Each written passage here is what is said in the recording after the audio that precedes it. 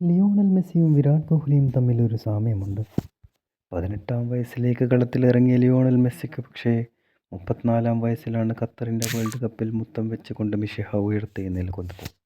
Football ലോകത്ത് സകല റെക്കോർഡുകളും തൻ്റെ കാൽ കീഴിലാക്കിയ ലിയോണൽ മെസ്സിക്ക് പക്ഷേ വേൾഡ് കപ്പ് ഇല്ല എന്നതായിരുന്നു ഏറ്റവും വലിയ ദുഃഖം.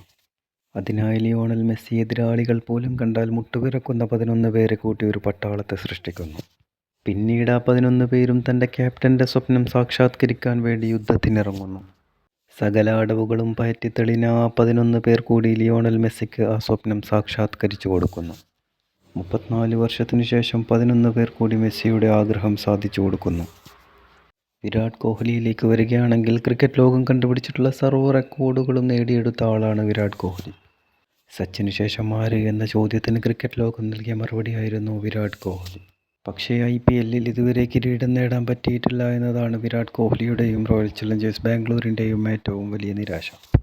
പക്ഷേ 18-ാം സീസൺ നേടിയെടുക്കണമെന്ന ആഗ്രഹവുമായി രാജാവ് 11 തീയുണ്ടകൾ നിറച്ച പടയാളികളെ നിർമ്മിക്കുന്നു.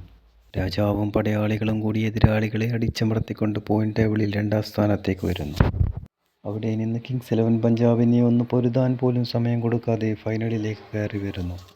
ഖത്തറിൻ്റെ വേൾഡ് കപ്പിൽ ലിയോണൽ മെസ്സി മുത്തം വെച്ചതുപോലെ അഹമ്മദാബാദ് നരേന്ദ്രമോദി സ്റ്റേഡിയത്തിൽ ജൂൺ 3-ന് നടക്കുന്ന ഫൈനലിൽ വിരാടിനും കൂട്ടർക്കും IPL കിരീടത്തിൽ മുത്തം വെക്കാൻ കഴിയട്ടെ എന്ന പ്രാർത്ഥനയോടെ.